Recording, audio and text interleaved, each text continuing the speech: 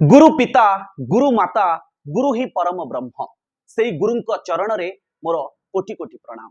नमस्कार, मु राजेश। पवित्र गुरु दिवस पावन मुहूर्त रे से गुरु विषय रे किछि कथा कहबा पई आपन को सामना रे ईश्वर साक्षात प्रतिबिंब साजी गुरु आम जीवन रे आसी थांती, जी आम मन रे आत्मविश्वास भरी दियंती एवं आमको प्रेरणा दियंती अग्रसर हेबा पई की सेई गुरु आदर्श रे अनुप्राणित होई अज्ञान रूपक अंधकार बाहरी आमे ज्ञानर आलोक को आसी थाउ।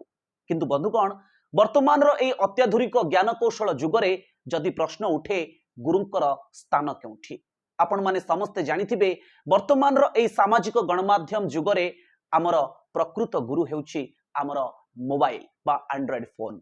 जो मोबाइल रे आमे इंटरनेट दुनिया रे रहुचु, सामाजिक गणमाध्यम दुनिया रे रहुचु एवं गूगल हेउची आमर सेई गुरु, जो गूगल साहाय्य रे आमे वर्तमान अनेक सूचना पाउचु।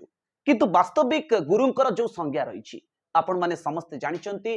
आमे जदि गुरुकुल परंपरा को देखिबा, पूर्व समय रे गुरुकुलर परंपरा जेभली थिला, गुरु शिष्यंकर परंपरा जेभली थिला, वर्तमान समय रे केउ भली परंपरा ताकू सुदृढ़ रखिछि आपण ता स्पष्ट भाव में देखा पाउथिबे।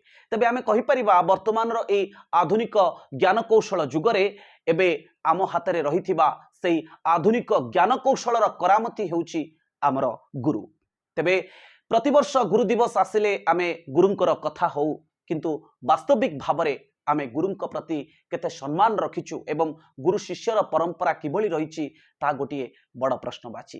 तेबे आपण माने एई गुरु दिवस रे प्रकृत रे निजे भावंतु जे गुरुंकर स्थान केउठी रखिबा दरकार एवं गोटिए समाज रो परिवर्तन रे गुरुंकर भूमिका कौन रहिबा उचित।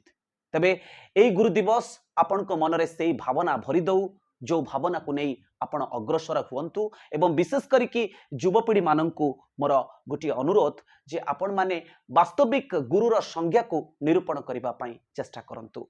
एई गुरु दिवस आपण को मन रे सेई वार्ता भरी दउ। सर्वप्रथमे एवं सर्वशेष रे से गुरुंक चरण रे अनंत कोटि प्रणाम। गुरवे नमः।